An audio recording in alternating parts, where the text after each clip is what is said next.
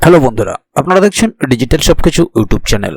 তো বন্ধুরা, সামনেই এপ্রিল মাস, আর এপ্রিল মাস মানেই নতুন একটা আর্থিক বছরের শুরু। এটা আপনারা প্রত্যেকেই জানেন। আর এই নতুন আর্থিক বছরে দেশ জুড়ে ব্যাংকিং সেক্টরে 6টি নতুন নিয়মের পরিবর্তন হচ্ছে।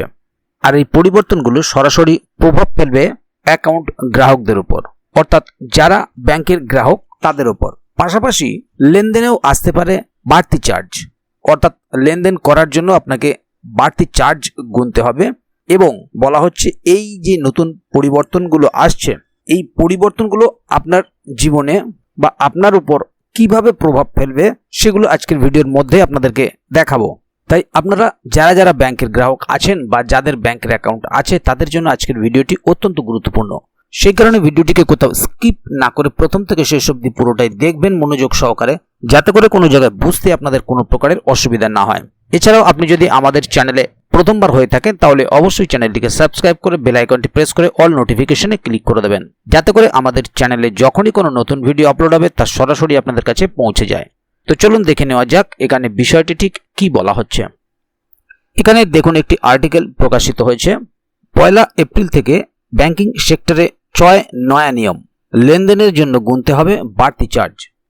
1 এপ্রিল থেকে ব্যাংকিং খাতে বেশ কিছু গুরুত্বপূর্ণ পরিবর্তন আসবে, যা অ্যাকাউন্টধারীদের উপর প্রভাব ফেলবে। এই পরিবর্তনগুলি স্বচ্ছতা বৃদ্ধি, পরিষেবাগুলিকে সহজ করা এবং সুরক্ষা উন্নত করার জন্য চালু করা হয়েছে।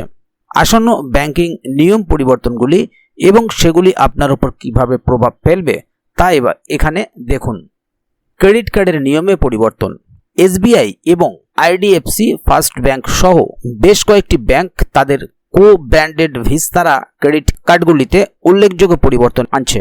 এপ্রিল থেকে club Vistara SBI prime credit card এবং club Vistara SBI credit card আর টিকিট ভাউচার সুবিধা প্রদান করবে না এবং নবায়ন সুবিধা বন্ধ করে দেওয়া হবে। অতিরিক্তভাবে নির্দিষ্ট ব্যয়ের থ্রেশহোল্ডের উপর ভিত্তি করে মাইলস্টোন সুবিধাগুলিও পর্যায়ক্রমে বন্ধ করা হবে। আইডিএফসি ফার্স্ট ব্যাংকও তার ক্লাব ভিস্তারা ক্রেডিট কার্ডের জন্য অনুরূপ মাইলস্টোন সুবিধা বন্ধ করবে। অ্যাক্সিস ব্যাংক 18 এপ্রিল থেকে ভিস্তারা ক্রেডিট কার্ডে নিজস্ব পরিবর্তনগুলি চালু করবে। ন্যূনতম ব্যালেন্স নিয়ম। এসবিআই, পিএনবি এবং কানাড়া ব্যাংকের মতো ব্যাংক সেভিংস অ্যাকাউন্টের জন্য তাদের ন্যূনতম ব্যালেন্সের নিয়মগুলি সংশোধন করছে। 1 এপ্রিল থেকে অ্যাকাউন্টধারীদের তাদের অবস্থানের উপর ভিত্তি করে ন্যূনতম ব্যালেন্স বজায় রাখতে হবে, যেমন শহর, আধানগর বা গ্রামীণ এলাকা। এই ব্যালেন্স বজায় রাখতে ব্যর্থ হলে জরিমানা করা হবে। নতুন নিয়মগুলি অ্যাকাউন্টধারীদের অবস্থানের উপর ভিত্তি করে ব্যাংকিং প্রয়োজনীয়তাগুলি কাস্টমাইজ করার লক্ষ্যে কাজ করে। সেভিংস অ্যাকাউন্ট এবং স্থায়ী আমানতের জন্য সুদের হার পরিবর্তন।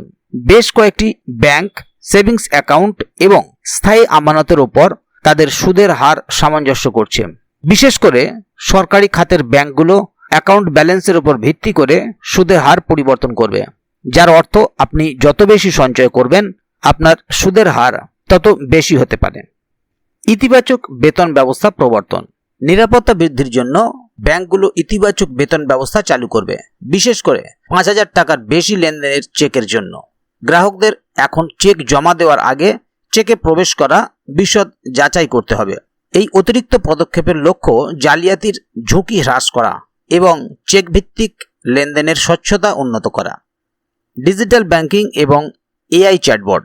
ডিজিটাল ব্যাংকিং ক্রমবর্ধমান হওয়ার সাথে সাথে অনেক ব্যাংক গ্রাহকদের অভিজ্ঞতা উন্নত করার জন্য নতুন অনলাইন এবং মোবাইল ব্যাংকিং বৈশিষ্ট্য চালু করছে। গ্রাহকদের সহায়তা করার জন্য এআই চালিত চ্যাটবটগুলি ব্যাংকিং সিস্টেমে একীভূত করা হবে। অন্যদিকে ডিজিটাল লেনদেনের সুরক্ষা নিশ্চিত করার জন্য দ্বি-ফ্যাক্টর প্রমাণীকরণ আরও জোরদার করা হবে। তো বন্ধুরা, এবারে দেখে নেব এটিএম থেকে টাকা তোলার ফি পরিবর্তন। এটিএম লেনদেনের সাথে সম্পর্কিত খরচ কমাতে কিছু ব্যাংক নগদ টাকা তোলার ফি পরিবর্তন করছে। এপ্রিল থেকে আপনাকে অন্যান্য ব্যাংকের এটিএমগুলিতে প্রতি মাসে সীমিত সংখ্যক বিনামূল্যে এটিএম লেনদেনের অনুমতি দেওয়া হবে। সাধারণত এটি 3টি লেনদেনের মধ্যে সীমাবদ্ধ থাকবে। আপনি যদি এই সীমা অতিক্রম করেন তাহলে ব্যাংকগুলো প্রতি লেনদেনে অতিরিক্ত 20 টাকা থেকে 25 টাকা চার্জ করবে। তাহলে বন্ধুরা বুঝতেই পাচ্ছেন এখানে কোন কোন বিষয়ে পরিবর্তন নিয়ে আসা হচ্ছে। আগামী 1 এপ্রিল থেকে। কারণ এখানে এটিএম এর টাকা তোলার ফি থেকে শুরু করে ডিজিটাল ব্যাংকিং বা এআই চ্যাটবোর্ড এবং সেভিংস বা স্থায়ী অ্যাকাউন্টের সুদের হার বা যে কোনো ব্যাংকে আপনার বই থাকলে, অ্যাকাউন্ট থাকলে তাতে ন্যূনতম ব্যালেন্স কেমন হবে তার বিভিন্ন বিষয়গুলি পরিবর্তন হচ্ছে এবং সেই কারণে এই বিষয়গুলি সম্বন্ধে আপনাদের আরও তৎপর থাকতে হবে। তবে এ বিষয়ে যদি আগামী দিনে আরও নতুন কোনো আপডেট আসে তাহলে অবশ্যই আপনাদেরকে এই চ্যানেলের মাধ্যমে জানিয়ে দেওয়া হবে। সেই কারণে চ্যানেলটিকে সাবস্ক্রাইব করে অবশ্যই চ্যানেলের সঙ্গে থাকবেন, যাতে করে এ বিষয়ে আগামী দিনে আরও নতুন কোনো আপডেট আসলে তা সরাসরি আপনাদের কাছে পৌঁছে যায়। তো বন্ধুরা, আজকের গুরুত্বপূর্ণ ভিডিও আপডেটটি এখানেই শেষ করছি।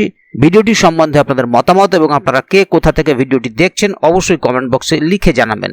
ভিডিওটি ভালো লাগলে অবশ্যই একটি লাইক দেবেন এবং বন্ধুদের জানার সুবিধার্থে ভিডিওটিকে শেয়ার করবেন, যাতে তারাও বিষয়টি সম্বন্ধে জানতে পারে। ভিডিওটি শেষ পর্যন্ত দেখার জন্য অসংখ্য ধন্যবাদ। আবার দেখা হবে আগামী ভিডিওতে। ততক্ষণ পর্যন্ত ভালো থাকুন, সুস্থ থাকুন। ধন্যবাদ।